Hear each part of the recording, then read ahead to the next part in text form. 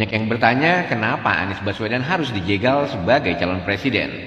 Tentunya yang pertama karena Anies potensial menang. Keyakinan ini bukan hanya datang dari para pendukung Anies, tapi juga dari mereka yang tidak suka dan tidak ingin Anies jadi presiden. Inilah alasan kenapa Anies harus dijegal. Kalau tidak potensial menang, untuk apa dijegal? Buat apa keluar begitu banyak biaya untuk jegal Anies? Karena peluang menangnya besar, maka dijegal.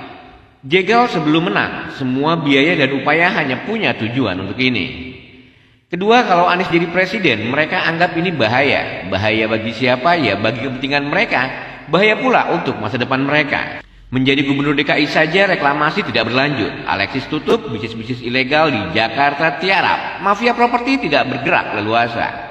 Setoran yang selama ini diterima para politisi banyak yang stop. Saham bir dijual, Anies jadi gubernur DKI. Banyak pendapatan dan bisnis ilegal tidak berjalan.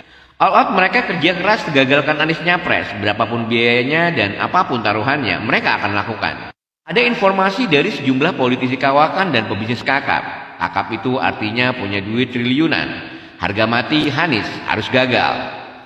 Anies harus gagal, itu skenarionya. Ini tidak bisa ditawar-tawar lagi. Dari mana melihatnya selain info yang otoratif, gejalanya begitu banyak. Semua terkait dengan Anies di Black Campaign. Cari satu angle, habisi Anies di media. Kanopi tembok pembatas jatuh, jadikan angle, ramaikan di medsos. Apalagi Anies Baswedan pernah dipanggil KPK. Wah, cyber troops lawan akan menggoreng ini sampai betul-betul garing. Padahal kasusnya nggak ada, itu adalah permainan cyber troops. Yang penting bukan substansinya, tapi sensasinya, Bung. Pembentukan opini jadi target.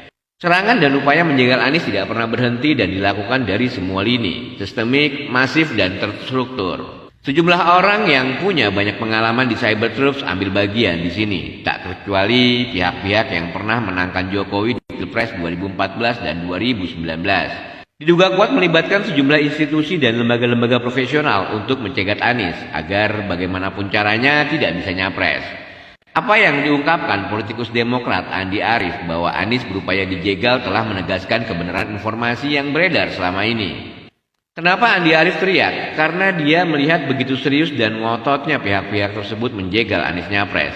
Pemanggilan Anies Baswedan oleh KPK juga dipersepsi oleh publik sebagai bagian dari upaya menggagalkan Anies nyapres. Anies akan terus dicari kasusnya.